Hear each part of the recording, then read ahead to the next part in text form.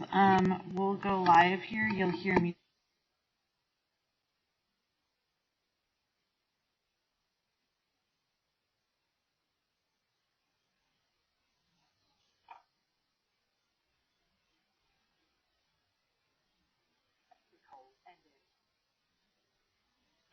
Good morning and welcome to the public meeting, Arapahoe County's public meeting, September 22nd, 2020. And I'll call the meeting to order. Mr. Ron Carl is our county attorney on this call, and Jolene Sanchez is clerk to the board administrator. Ms. Sanchez, would you call the roll of the board, please? Yes, Commissioner Conti. Good morning. Good morning. Commissioner Sharp. Here. Commissioner Baker. Here. Commissioner Jackson. Here. Commissioner Holland. Here. Thank you. Commissioner Holland, would you please lead us in the pledge? Thank you. Please join me. I pledge allegiance to the flag of the United States of America and to the republic for which it stands, one nation, under God, indivisible, with liberty and justice for all. Thank you. And Mr. Carl, are there any modifications to the agenda this morning? Yes, there is one modification, and that is to move item 6C on the consent agenda, which is the East Virginia Village preliminary plat, and to move it to the general business agenda as item 7D, and that will be a public hearing. Thank you. Okay, I'll entertain a motion to adopt the agenda as modified. This is Commissioner Holm. I so move. Motion made by Commissioner Holland. We have a second?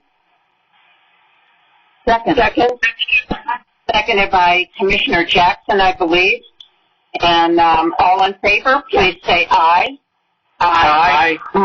Aye. Any opposed? Abstentions? Hearing none, motion passes unanimously. This is a time in our meeting where we have citizen comment. Is there anyone, Michelle, do we have anyone who would like to speak during citizen comment period on anything that is not currently on the agenda? Commissioners, we do have several participants. I would ask that anybody wanting to comment for items not on the agenda, please press *3 at this time to get into the queue, and then we can take you live. So if we could just give it a minute and see if there's anyone who would like to speak for items not on the agenda, press *3.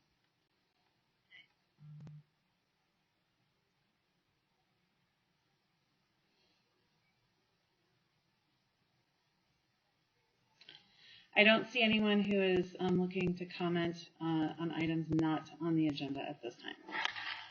Thank you very much, Michelle.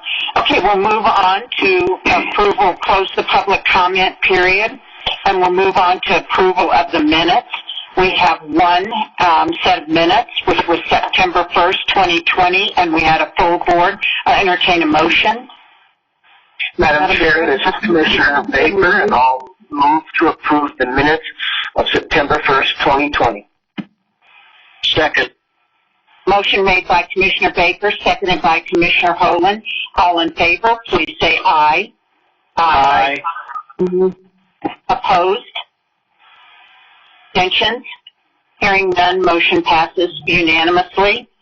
And we'll move on to approval of the consent agenda, again as modified, since we moved 6C, the East Virginia Village preliminary plat, to a public hearing.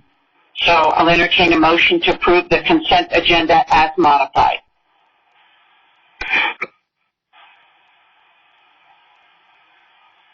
Madam Chair, this is Commissioner Baker. I'll move to approve the consent agenda as modified. Second. Motion made by Commissioner Baker, seconded by Commissioner Holland. All in favor, please say aye. Aye. Aye. Opposed? Abstentions? Hearing none, motion passes unanimously. We will move on to our public hearing, the public meeting of general business items. Our first is the public hearing LDC 19-003, required neighborhood outreach. And our presenter is Kelsey Dombrowski, Planner 2, Public Works and Development. And our attorney on this matter is Mr. Senior Assistant County Attorney, Mr. Robert Hill. Mr. Hill, would you set the foundation, please? Yes, thank you, Madam Chair. This is a request for an amendment to the Land Development Code. This public hearing has been noticed by publication in both the Villager and the I-70 Scout, as required under our Land Development Code and under state statute. The board has jurisdiction to proceed. Thank you, Mr. Hill. Okay, Ms. Dombrowski, please go ahead. All right. Good morning, Commissioners. This is Kelsey Dombrowski with the Planning Division. LDC 19-003 is a county-initiated Land Development Code amendment to establish regulations for required neighborhood outreach as a standard part of certain land development cases. The Planning Commission held a public hearing on this case on August 4th, 2020, and voted 5-1 with one absent to recommend approval of the proposed code change. I'll be presenting in the order of the presentation included on the agenda, and I'll reference the slide numbers for clarity, but if you don't happen to have it in front of you, the verbal description will probably be enough as well. So now moving to slide 2 in that presentation, I'll be giving an overview of current county outreach requirements and the reasons to conduct outreach, followed by a summary of what the Planning Division learned about neighborhood outreach through research and feedback. And finally, I'll share the regulations that were developed based on that research and feedback. And on the next slide, number 3, you'll see that the Land Development Code currently only requires neighborhood outreach for cellular projects within 500 feet of residential development. And although staff recommend meetings and outreach for projects that may impact nearby citizens or land uses or may otherwise be controversial, applicants don't always take this advice, and projects like Waffle House and the Silver Creek Sporting Club are examples of cases where staff recommended contacting neighbors, but the applicant did not, and both of those cases resulted in opposition, lengthy public hearings, and case denials. So challenges experienced with those cases could have possibly been lessened by conducting outreach. And on slide 4, you'll see the benefits of conducting outreach are felt by the county, the applicant, and citizens. Outreach provides the opportunity to inform citizens and hear their ideas about changes to their community, which can lead to common ground and a better fit project. The applicant and the county can save time and resources when project plans are more amenable to all parties. And hearings and hearing preparation are often more efficient without last-minute comments and changes, and establishing positive citizen-applicant relationships has benefits that go beyond the particular case at hand. On slide 5, you can see the research and outreach that were conducted to better understand what form of required neighborhood engagement might be a good fit for Arapahoe County. This outreach included contacting other jurisdictions, study sessions, meetings, and multiple referrals. So beginning with the jurisdiction outreach, you'll see on slides 6 and 7 that 13 of the 17 jurisdictions we spoke with required outreach for at least some land development case types. And the most common case types requiring outreach were zoning or rezoning cases, including zoning stages of PUDs, planned unit developments. Conditional use permits, used by special review cases, and special exception use cases were next in terms of numbers of how frequently those required outreach. And any other case types besides those were much less common, including cellular cases, which again is the only case type our Land Development Code currently requires outreach for. And looking at slides 8 and 9, 13 of 17 of those jurisdictions have staff attend the neighborhood outreach events. 13 of 17 jurisdictions have the applicant decide the meeting or outreach location, and 6 of 17 jurisdictions give division or departmental leadership the ability to require outreach not otherwise required by the code. So moving moving now to slide 10. Following the research of other jurisdictions, we developed some draft regulations, which were shared with developers, HOAs, neighborhood and community groups, our East End Advisory Group, and others as part of a pre-referral, and with the Planning Commission and Board of County Commissioners during study sessions. In a few slides, I'll share the regulations that resulted after incorporating all of this feedback, but first I'll touch on the feedback we received. So the positive feedback we received on that early draft included support for outreach overall, support for the case types that were suggested to require outreach, the perspective that requiring outreach could help ensure good development practices that consider quality of life. And then looking at the next slide, slide 11, we also received some concerns. The concerns included the noticing distance for those outreach meetings and the possible additional time and cost of mailings, when that outreach would occur and the overall timeline of a project, access to property owner information for notification, and general concerns about new regulations rather than outreach being optional. There were also questions regarding staff's attendance at meetings, and not listed in the bullet points here, but I wanted to mention the concerns that came up at the Planning Commission hearing. So those concerns included the proposed minimum noticing distance of 500 feet, not specifying a meeting location in the eastern portion of the county, and then finally how neighborhood outreach would coordinate with an HOA. So on slide 12, you can see that we took all this feedback into account and had the following responses. We adjusted the noticing radius from its original proposed numbers to be 500 feet with an option for expansion, so it's an adjustable distance. We recognize the cost concerns about noticing, but also note that early outreach can reduce future costs and very costly changes farther into a project. County staff can provide guidance on our mapping system and how to retrieve that property owner information. This is a new regulation, but citizen interest and well-being are the main impetus behind the regulation. We included an option in the proposed code to request outreach be held earlier in the process if an applicant has a specific timeline need to adjust the timing of that outreach, and if their request is appropriate. And we acknowledge that encouraging outreach hasn't been successful and has had some negative repercussions that has encouraged the proposal of making it a typical part of the land development process. And then in response to the specific concerns that came up at the Planning Commission hearing, the 500-foot noticing distance is just a minimum that can be expanded as relevant to the proposed project to be sure to capture all interested and affected parties.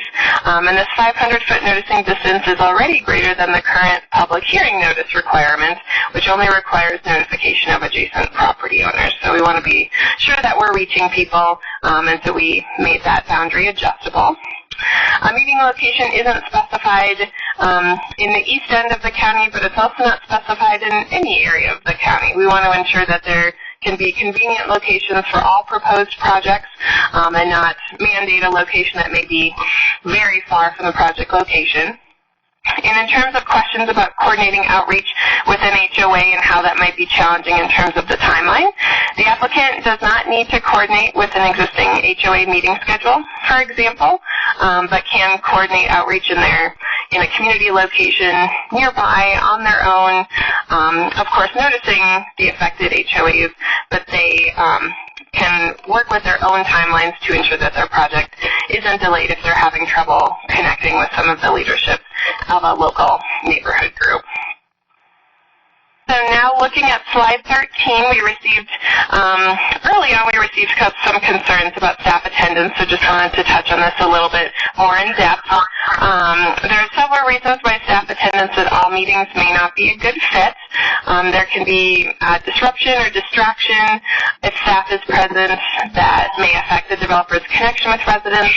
There can also be a misperception of staff's connection to an endorsement of a project, especially because at the time of outreach, the project would not be a submitted application with the county. It would still be a proposal and not a formal application.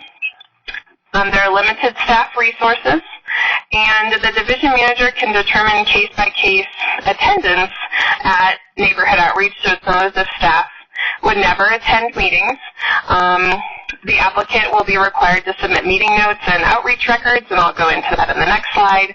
And finally, attendees, organizations, or anyone else in attendance is also able to submit their own notes if they would like to provide information on their experience at those meetings.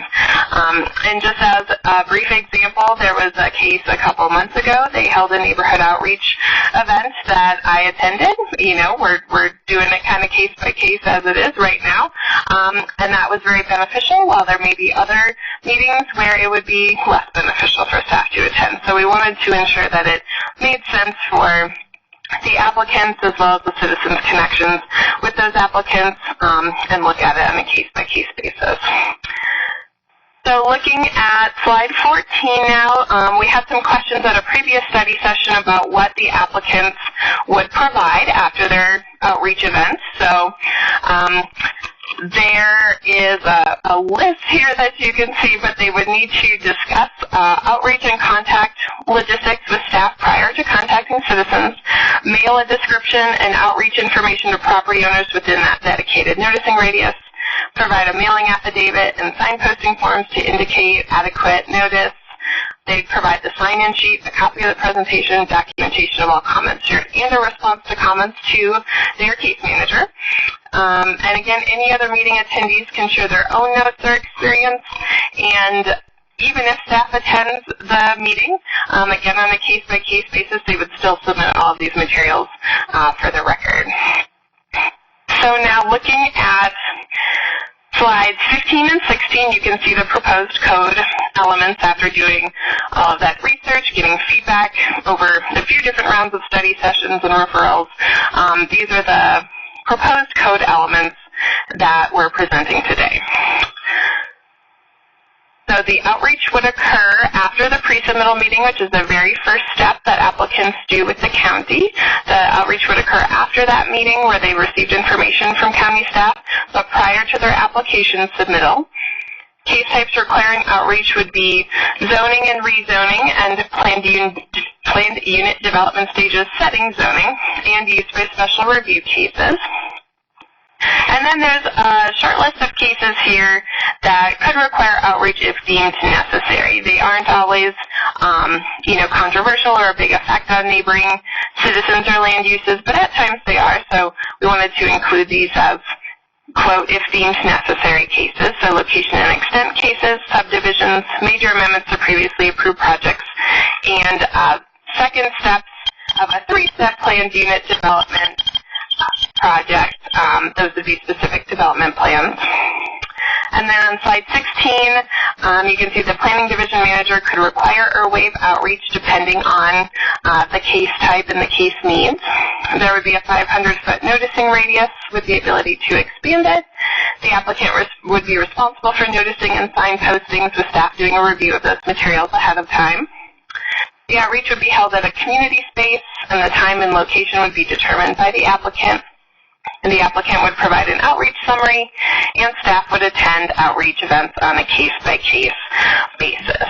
So now looking at slide 17 here, based on planning division operations, case types reviewed by the division, the makeup of the county, and feedback from stakeholders and commissioners, planning staff requests approval of the aforementioned proposed regulations, and I'm available for questions and clarifications should you have them. Madam Chair? Yes, go ahead, Commissioner Baker. Thank you. Kelsey, have a couple of questions.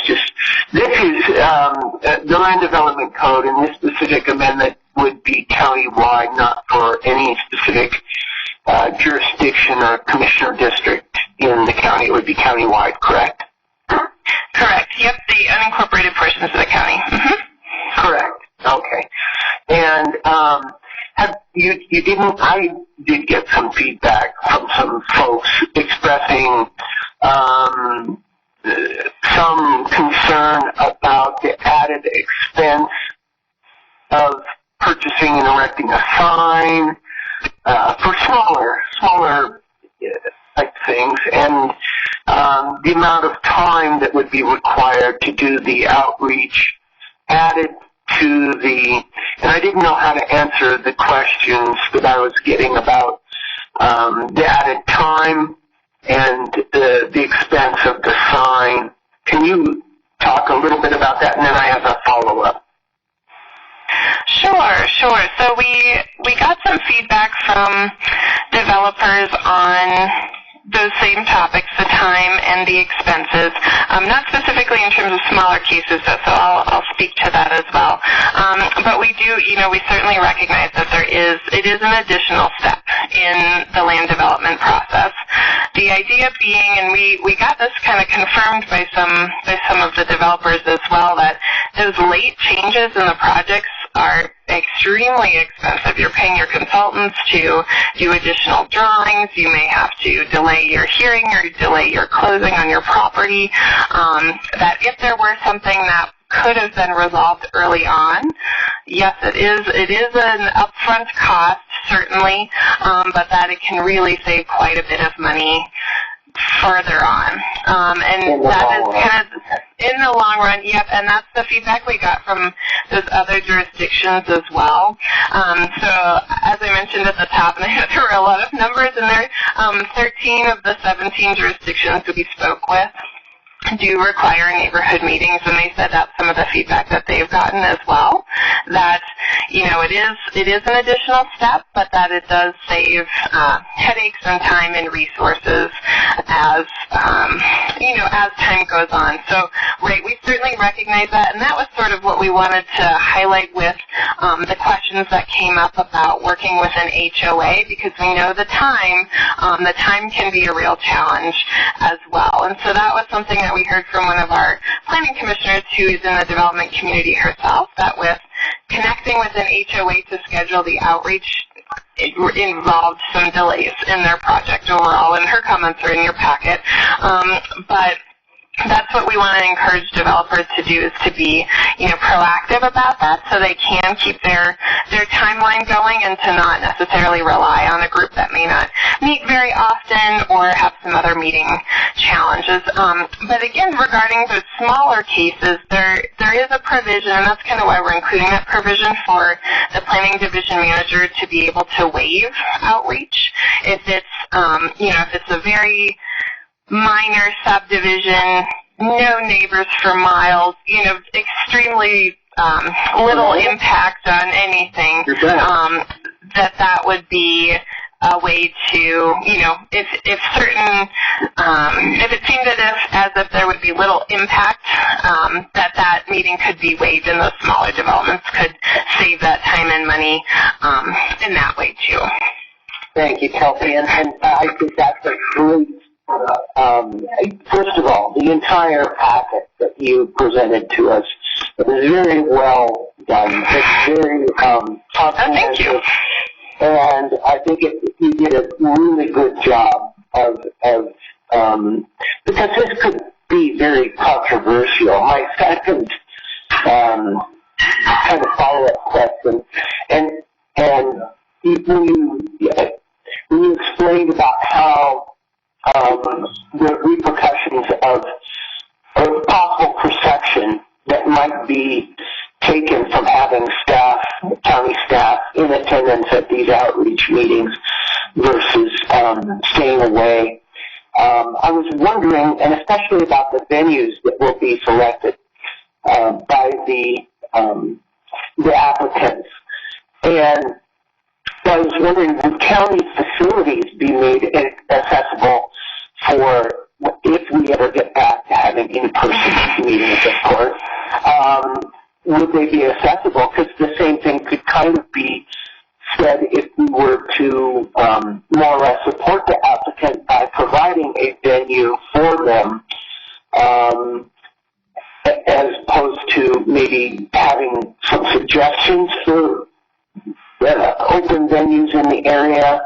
But then when you said, well, staff will attend on a case-by-case basis after coordination with the applicant, and I was thinking, well, maybe county facilities could be made available for these outreach meetings on a case-by-case basis, as long as there's some kind of disclaimer that says just because we're in attendance or just because we're allowing you to meet at the fairgrounds or at the Eastern Service Center in my district or other county facilities, even Lima Plaza, does not constitute, our blessing on this project. We are just helping the applicant find a venue. Because as you know, it's very difficult to find meeting venues unless you have some kind of connection. If you've got a bank or that has meeting rooms that they allow you to use,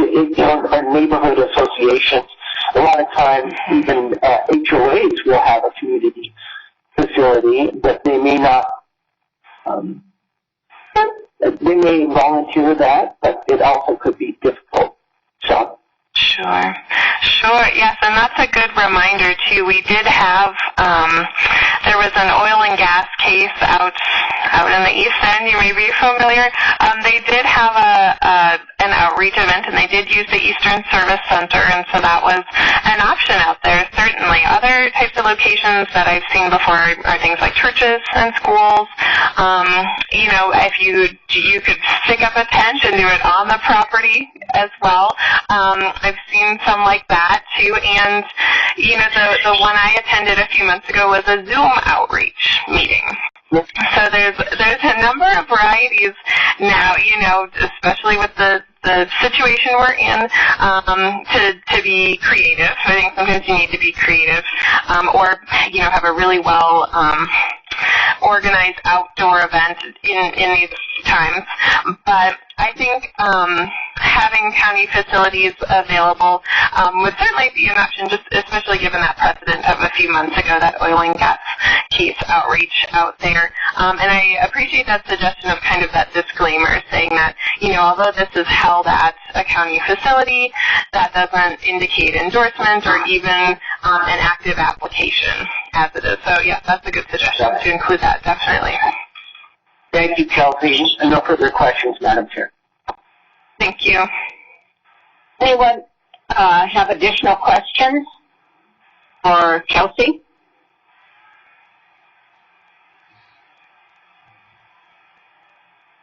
Okay, not hearing any. Michelle, are there any individuals who would like to make public comment? I'll open the public comment period. Yes, Commissioner, there are participants on the line, so if you would like to speak on this item, if you could press *3 on your keypad to get into the queue, we'll give folks a minute or so to make that selection if they'd like to speak.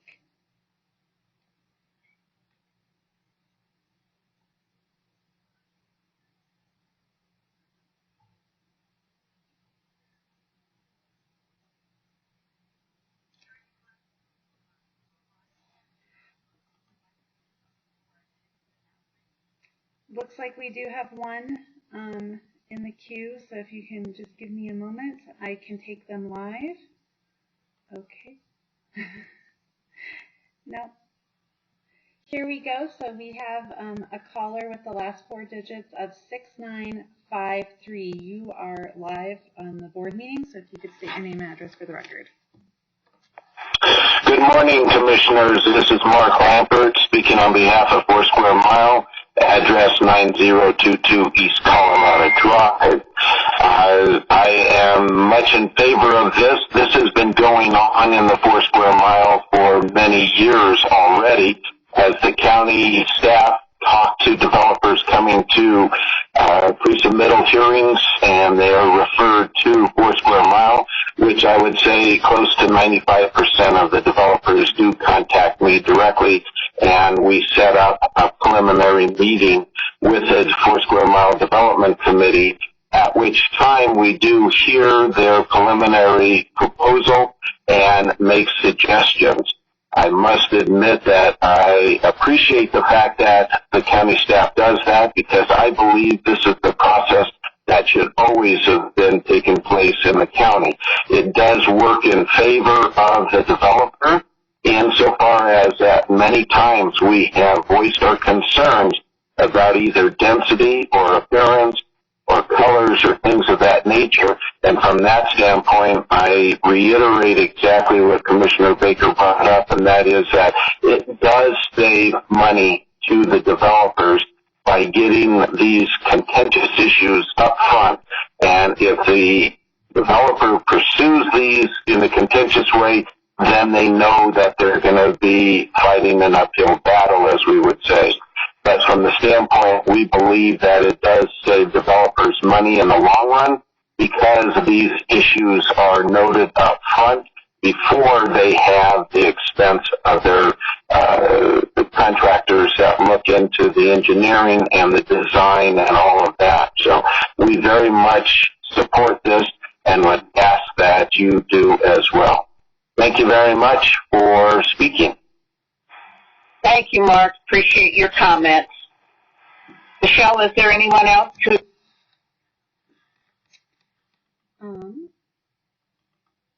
No, there's no one else in the queue at this time. Okay, thank you very much. I will now close the public comment period for LDC 19-003, required neighborhood outreach. Are there any additional questions for Ms. Dombrowski before we entertain a motion?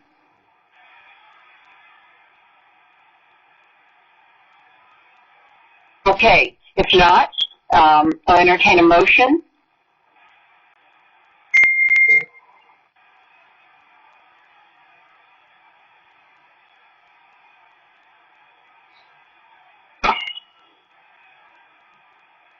Is there a commissioner who would like to make a motion? This is Commissioner Baker. Go ahead, Commissioner Baker. Somebody else spoke up. I just want to make sure I'm not cutting anybody off. I didn't hear anyone get... Oh, you go ahead, Commissioner Baker. Okay. In the case of LDC 19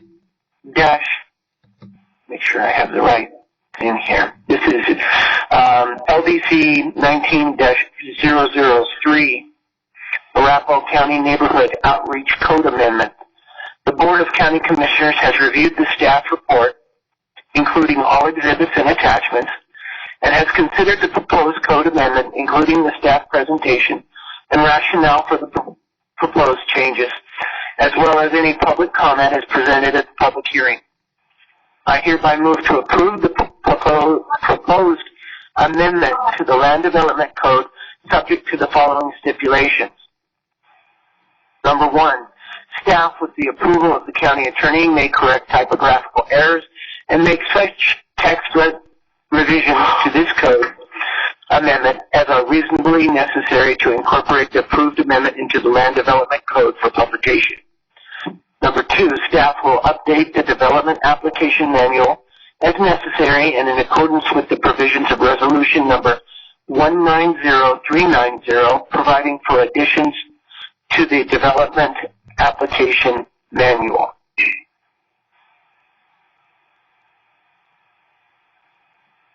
Motion made by Commissioner Baker. Do I have a second? Second. Seconded by Commissioner Conti.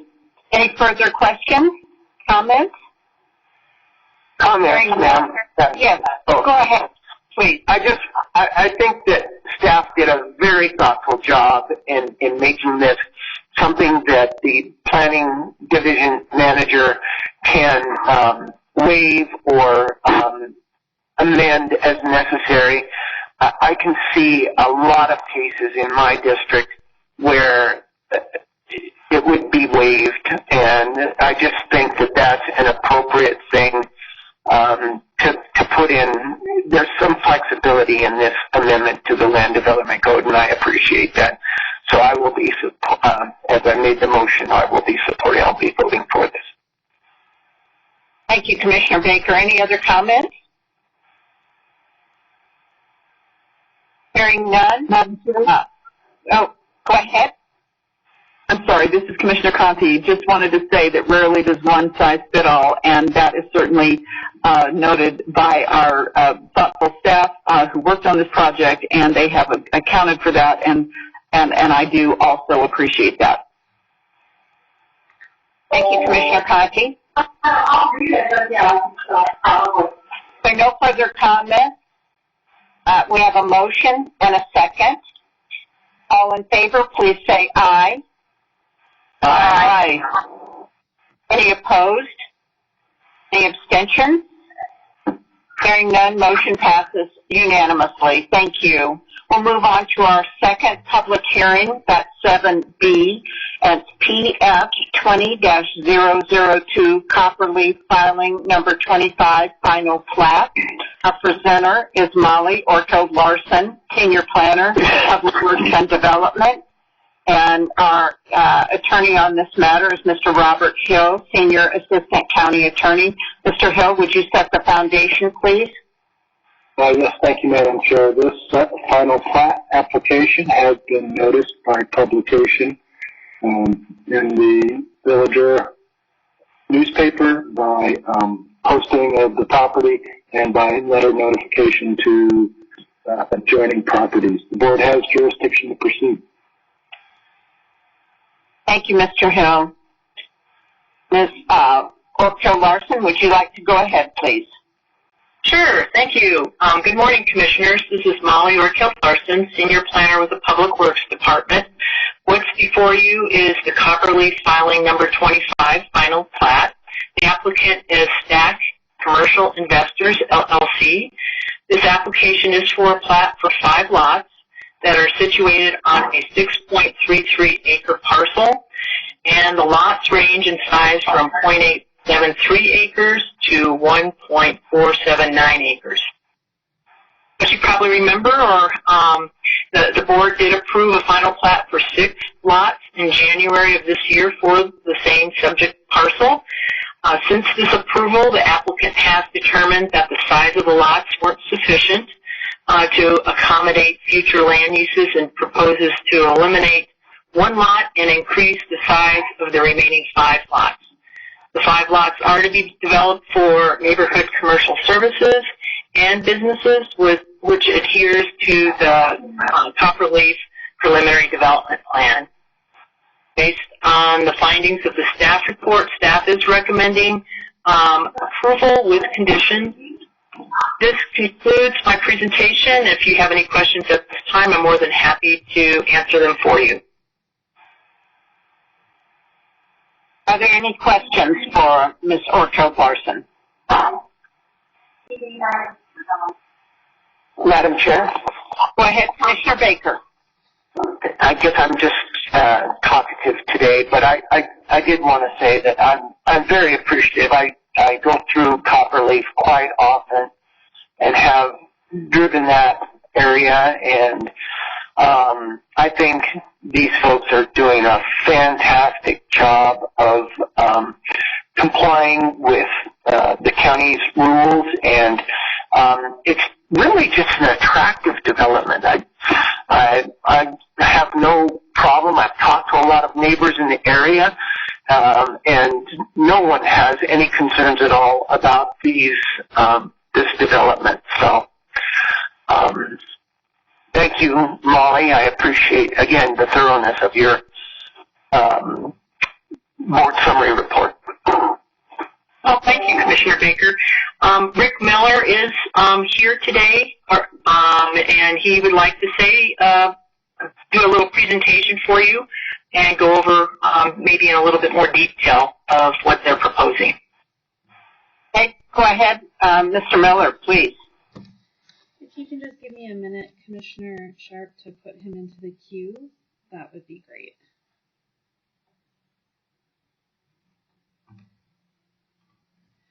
Mr. Miller, go ahead. Hello. Welcome, Mr. Miller. We can hear you. Great. Hi.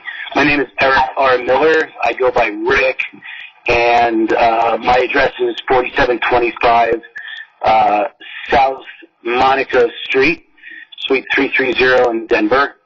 And I am part of the development group for the stack commercial developers. To reiterate the comments by Molly, our replat or new plat is strictly an accommodation for the users that we are presently negotiating with. When we did filing number 23, you know, it was kind of a shot in the dark as to some of the anticipated uses that we might be able to get on this property. And, you know, after we started marketing the property, we are presently looking at 5 users, 4 users, and a 5th one that we're negotiating with. And the replat is strictly, as Molly indicated, to accommodate the size for each of these users. And I appreciate, I think it was Commissioner Baker's comments about Copperleaf. We feel that the developer out there has done a fantastic job, and we look forward to continuing this on this particular parcel with uses that would be beneficial to the neighborhood. Thank you. Thank you, Mr. Miller. Are there any questions from Mr. Miller?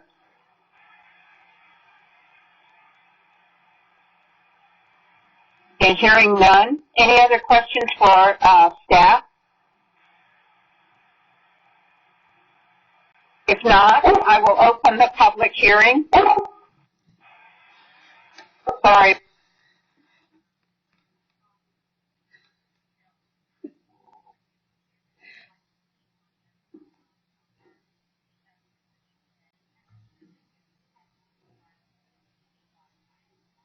We do have some participants on the line, so if they would like to speak on this item, if you could press *3 to be placed in the queue. We'll give it a brief moment to give them that chance, and then I'll let you know.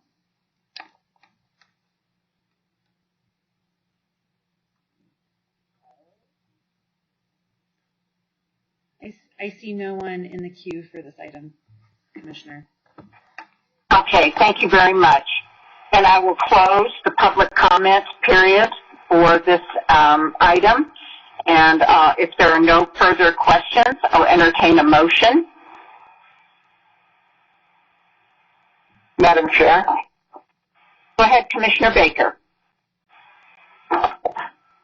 In the case of PF 20-002, Copperleaf filing number 25, final plat, the County Commissioners have reviewed the staff report, including all exhibits and attachments, and have listened to the applicant's presentation and any public comment as presented at the public hearing. I hereby move to approve this application based on the findings in the staff report, subject to the following conditions. Number 1, prior to signature of the final copy of these plans, the applicant must address Public Works staff comments and concerns. And number 2, the applicant shall comply with Excel Energy's comments. Thank you, Commissioner Baker. Seconded by Commissioner Jackson. Any further comments or questions by commissioners? Hearing none, motion made by Commissioner Baker, seconded by Commissioner Jackson. All in favor, please say aye. Aye. Aye. Opposed? Abstentions? Hearing none, motion passes unanimously. Thank you. And we'll move on to our third public hearing, which is proposed temporary no parking ordinance. And our presenter is Jim Kotzer, Division Manager, Public Works and Development. And our attorney on this matter is, again, Mr. Robert Hill, Senior Assistant County Attorney. Mr. Hill, would you set the foundation, please? Yes, thank you, Madam Chair. This is a request to adopt proposed ordinance number 2020-03. This proposed ordinance would establish authority for the Public Works Department to set temporary no parking zones as needed and where needed for public road projects. The ordinance was read in its entirety at the meeting on September 8th, and at that time the board approved passing this on to public hearing today. The ordinance was following the board setting the public hearing on September 8th for today. Notice of that public hearing was published in the Villager newspaper, along with the full text of the ordinance proposed to be adopted. Since that publication, there have been no changes to the ordinance as it was published, and the board has jurisdiction to proceed with the public hearing on whether or not to adopt this ordinance. Thank you, Mr. Hill. Mr. Kotzer, would you like to present, please? Yes, Madam Chair, and thank you for your time this morning and considering this item.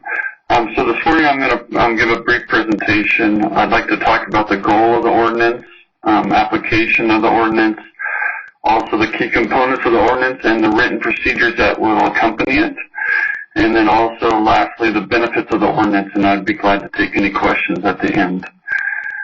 So the goal of the ordinance is to give Public Works and Development the ability to perform planned construction work in the county's right-of-way when the work is scheduled.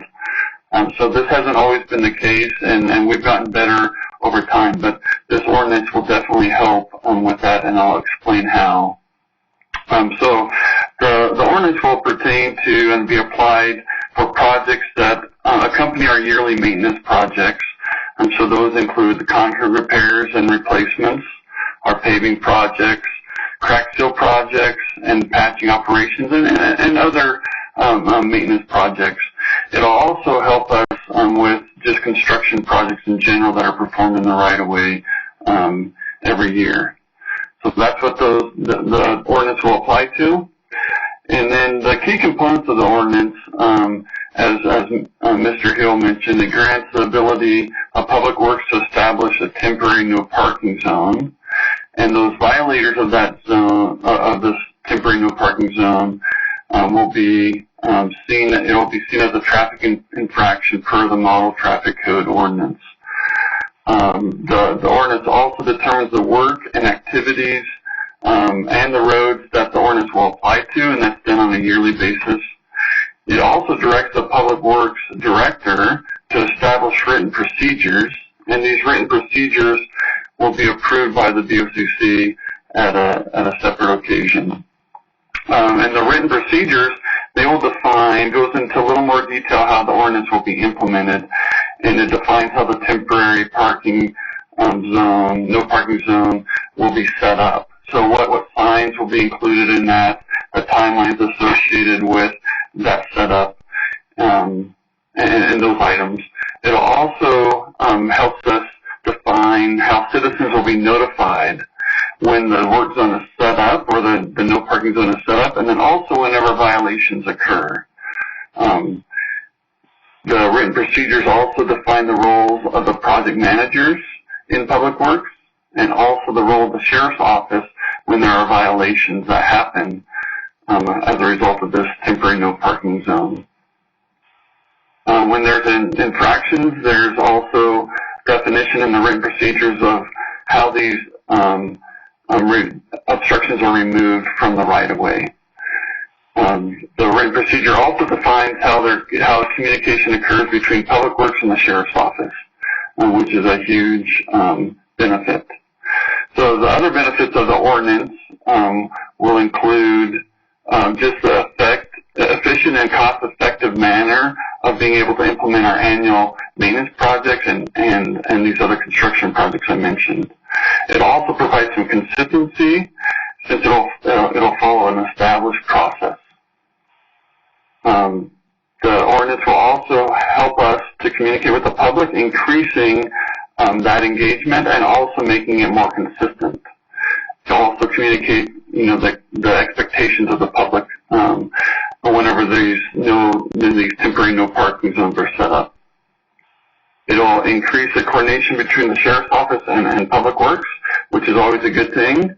It'll make sure and ensure the county is following the Colorado state law in regards to towing, and also reduces the county liability. So, as I presented in the past, this ordinance was based on some success that we've had over the last 3 to 4 years as we've worked to refine a way to remove obstructions and get more efficient in doing our construction and in our work. So this refinement has gotten us to a good point. And with that, Public Works and the Sheriff's Office would recommend the adoption of this temporary no parking ordinance 2020-03. So that ends my presentation. Thank you, Mr. Kotzer. Are there any questions?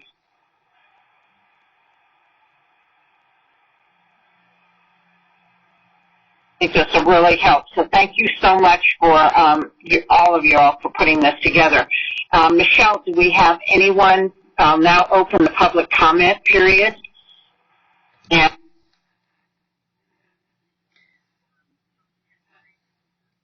Vince? Michelle, do we have? We have participants on the line. If they're interested in speaking on this item, if they could press *3 at this time, and we'll just give them a minute.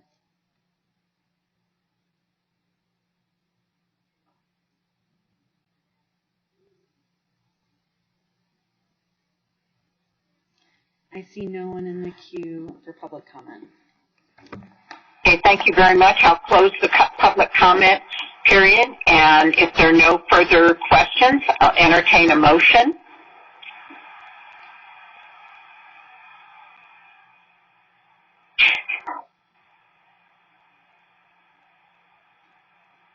Madam Chair? Go ahead, Commissioner Coffey. Thank you. I move to adopt the Arapahoe County Ordinance number 2020-03 to provide authority as set forth in the ordinance to establish temporary no parking zones on county roads when necessary for county road improvement, repair, or maintenance projects, as presented on today's date, which would be the 22nd of September, 2020. 2020. Thank you very much. Motion made by Commissioner Conti. Do we have a second? Second. Second. Seconded by Commissioner Holand. All in favor, please say aye. Aye. Aye. Aye. Opposed? Abstentions? Hearing none, motion passes unanimously. Thank you, and thank you, Mr. Kotzer. So our final public hearing item today is one that we moved from the consent agenda, which is the East Virginia preliminary plat. And our presenter on this will be Ms. Kathleen Hammer, Planner 2, Public Works and Development. Our attorney is Mr. Robert Hill, Senior Assistant County Attorney. Mr. Hill, would you set the foundation, please? Yes, thank you, Madam Chair. This preliminary plat application has been noticed for public hearing following the standard procedures under our Land Development Code, including newspaper publication, posting the property, and mailing to adjoining properties. The case actually did not need to be noticed as a public hearing, but it was, and so therefore the board has jurisdiction to proceed. Thank you, Mr. Hill. Ms. Hammer, please go ahead. Good morning, Commissioners. Kat Hammer with the Planning Division in Public Works. The application before you today is an application for a preliminary plat located near the intersection of Colorado and Quebec. The applicant is proposing to create 74 new lots for single-family townhomes on 6.74 acres, which would equal about 10.98 dwelling units per acre. This preliminary plat is consistent with the sub area plan known as the 4 square mile sub area plan, and it meets a number of the policies and goals outlined in the comprehensive plan, as well as the 4 square mile sub area plan. The Planning Commission did recommend approval for this preliminary plat at the August 18th public hearing. There were a few members of the public who spoke on this item. The main topic of concern at the Planning Commission was the intersection of Jewel and Quebec. And staff did indicate that a signalization at this intersection is not warranted at the time, and that Arapahoe County and the City and County of Denver are currently working, conducting a joint study for this area that takes into consideration this proposed development. At the public hearing on August 18th, the Planning Commissioners also approved a specific development plan, which was step 2 of our 3-step PUD process.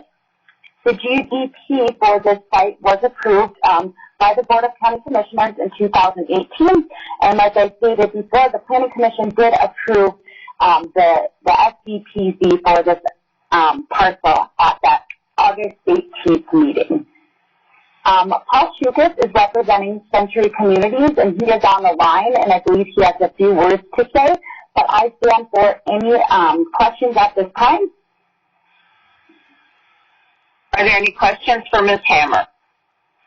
Madam Chair? Go ahead, Commissioner Jackson. Yeah, were there any comments for the board to read about this development? Has there been any controversy about this at all? Like I stated earlier, there were some comments in regards to the intersection of Dual and Quebec, but it was my understanding the board received a letter dated September 16th from the Oak Park at Cherry Creek HOA, and there were concerns about speed limits on Colorado and Quebec. The letter indicated this HOA was suggesting speed bumps on Colorado Avenue and 15 miles per hour speed limit, reducing the speed to 15 miles per hour on Colorado Avenue and reducing the speed limit to 30 miles per hour on Quebec for the safety of their families. As I stated earlier, the engineering department has reviewed their traffic plan for this, and I will ask engineering to address any specific questions that the commissioners have regarding that letter or traffic to engineering, for engineering to address. Okay, but that was their main concern was traffic. Correct. Okay, thank you. And I don't know if there's a traffic person available. It might be, since this is a public hearing, it might be good to hear from them. Hello, this is Kurt Cotton with Arapahoe County Engineering Services Division. And so I'll speak on it a little bit. So the letter was shared with Public Works and Development staff, and our traffic department is planning to share the letter with Denver as part of the ongoing traffic study of the area that the county and Denver are conducting, and review it in that context at their next opportunity. Thank you. Madam Chair? Yes, go ahead, Commissioner Conti. Yes, I was just wondering, you had commented about 10.9 units per acre. How is that density, which I would call 11 units per acre, how is that density compared to the surrounding area? If you could comment on that. So the density to the west of the site is in Denver County, and it is single-family homes. I'm not sure on the exact density, but I would, and then there is also density to the north that looks pretty similar, but is not as high as the density that they're proposing here. I do want to make note that there is some industrial to the east as well, and then that the density that they're proposing is consistent with what the 4 square mile sub-area plan says.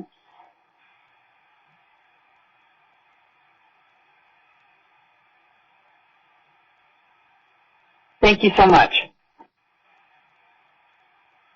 Any other questions? Chair, this is Bob Hill. May I make a comment? Yes, go ahead, Mr. Hill.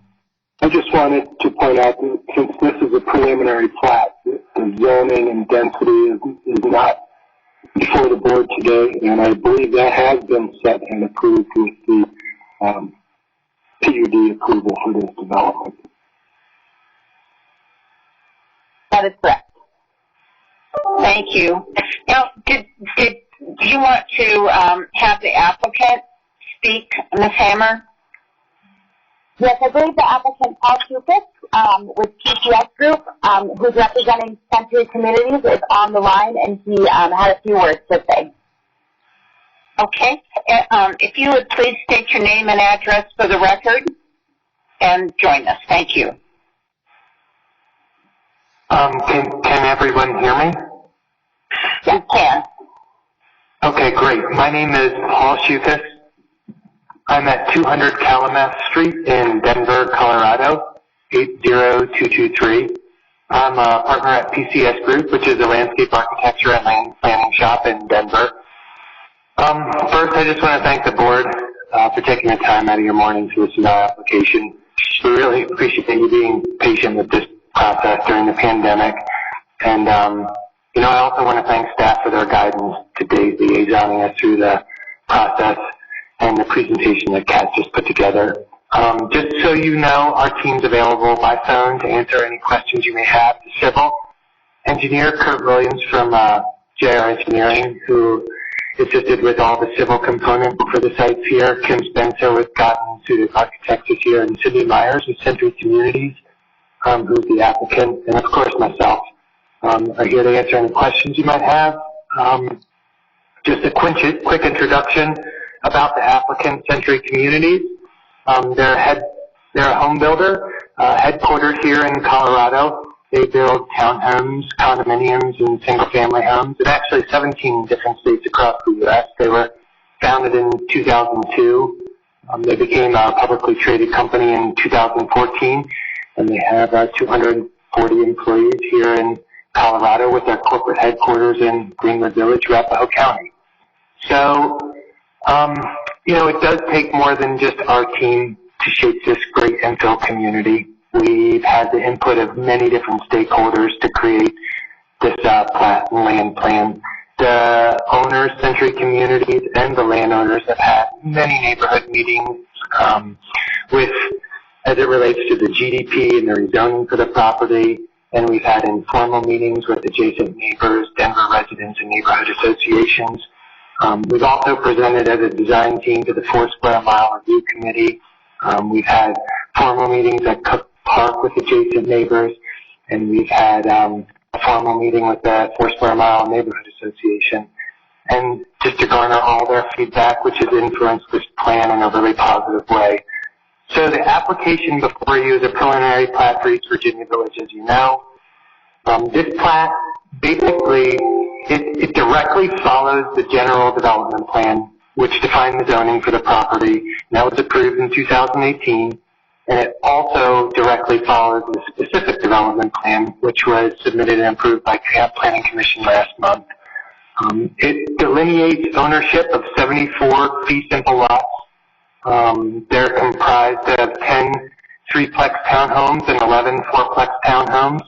It outlines 12 tracts, which are labeled A through L, and they'll be owned and maintained by the Proposed Homeowners Association of East Virginia Village. Some of these tracts are defined as parks and open space. Some of them are defined as drainage and utility easements. Others are access drives like alleys or streets. All the tracts and lots add up to the 6.74 acres, which comprise East Virginia Village in its entirety. So, should you approve this, we'll be in front of you again for the final plat, which will follow the administrative site plan process. With that, we hope you find this community will be a great addition to our Arapahoe County. I think Kat hit on some of the points as they relate to the comprehensive plan and how we try to follow that, and I don't want to rehash them unless you'd like us to. We feel it's a great infill site for single-family attached homes. We used a lot of the goals and policies set forth in the county's land development code, as well as the comp plan and the guiding GDP to help shape this neighborhood. And once again, thanks to Kat and Kirk Cotton and staff for guiding us through this process. We hope you feel that this neighborhood is a good addition to the county. And like I said, we're here to answer any questions you might have about the preliminary plat, and respectfully request your recommendation for approval so we can make this design a reality. Thank you for joining us this morning. Are there any questions from commissioners?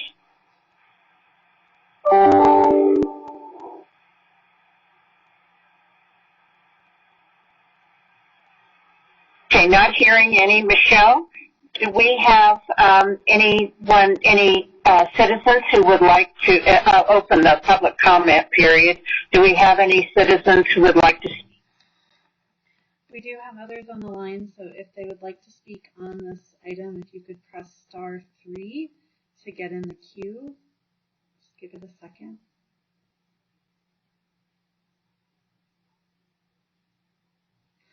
I see no one in line to speak at this time. Okay, then I will close the public comment period and ask for a motion. Madam Chair?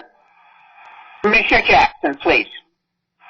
Yes, thank you. I finally got out of... Oh, commissioners, I apologize. Someone popped in late. Would you be willing to take their call?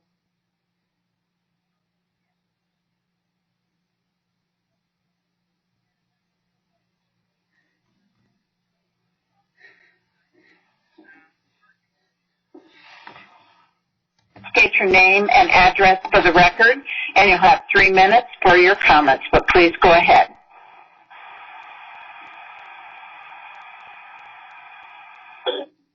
I believe that's me. This is Mark Lampert on behalf of Foursquare Mile. Can you hear me now? We can, Mark. Thank you. Thank you very much for allowing me, Commissioners. Mark Lampert on behalf of Foursquare Mile, 9022 East Colorado Drive. I'm here today speaking in favor of this project.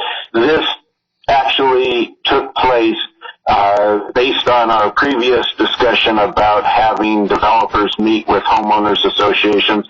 This is a case where it worked very well, and I am much in support of this as we have gone through many meetings, both small and large, and we have worked out many little details, and those details hopefully save Century Communities a lot of money from designing something that would have to have been changed. So this is a great case in point of how the earlier land development code item can work to the advantage of the developers. So again, on behalf of Foursquare Mile, we do support this development.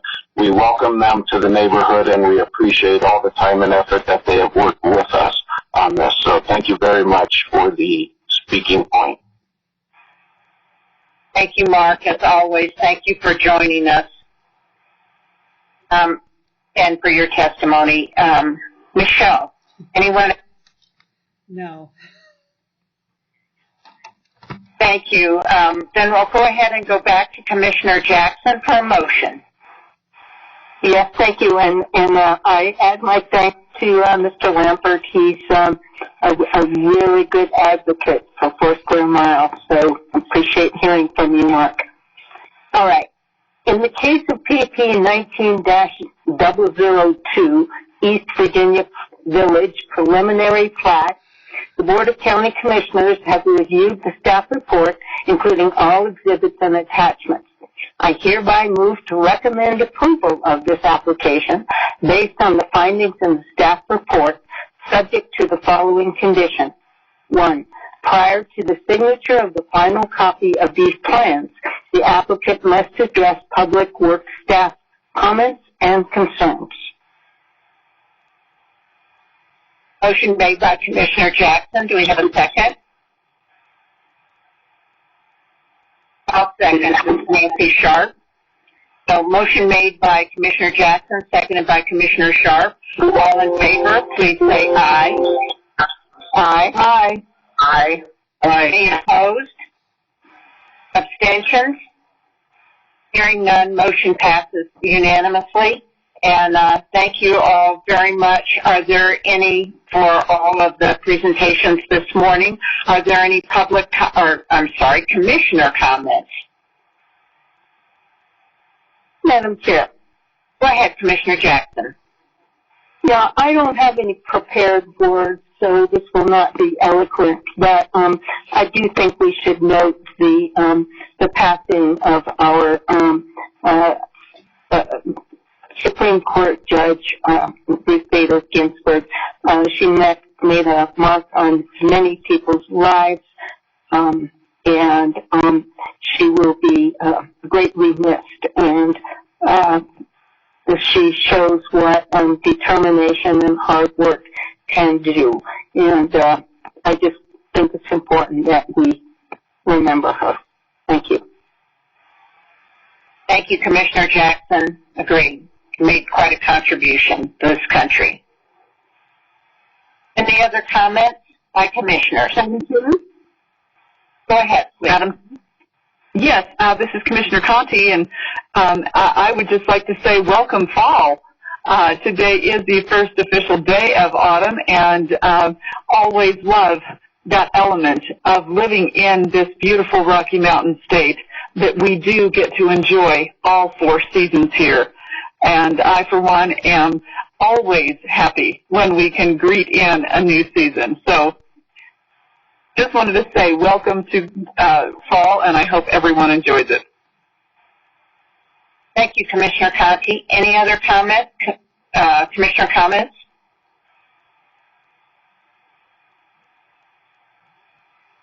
Okay, hearing none, I'll go ahead and adjourn the meeting. Thanks to everyone for joining us. Bye-bye. The Access Live event has ended. Thank you for calling. Goodbye.